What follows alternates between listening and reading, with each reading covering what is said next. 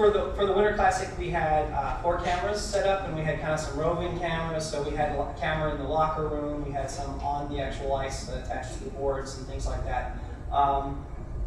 What we found was most engaging, though, is when you can provide something that you couldn't see on the traditional broadcast. So being inside the locker room when they're getting dressed and being able to look around the room at your favorite player, or see 2 guys that normally didn't like each other interacting because it's the All-Star game or whatever, you can find out, you can add value to the broadcast. But when you're just shooting straight ahead, then we already have video cameras. So it's important that we focus on adding to the experience for the viewer that they weren't going to get by turning on the television.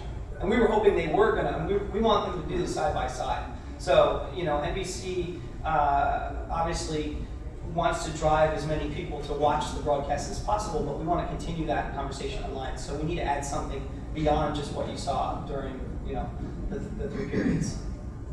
I think to add to that, going back to that idea of creating something that your audience wants, we produced 2 live streams of the solar eclipse for Time last year. One was in 360 and one was 2D. And we know that people love space content from Time. That's just what our audience wants. So when we are able to plug into an event like that, which is once in a lifetime, we know we're going to get a big audience. For that particular moment, a 360 video made a lot of sense. You want to see everything that's it. You want to see the weird crowds that have gathered. You want to see the whole sky. You want to feel like you have a sense of immersion.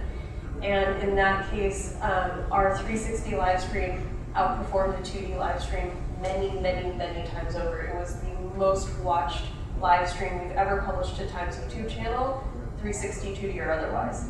So I think, again, being smart about where you apply these technologies and knowing what your audience wants and when it wants those things is a big part of the equation. It's not just saying 360 or VR or AR is good for all circumstances.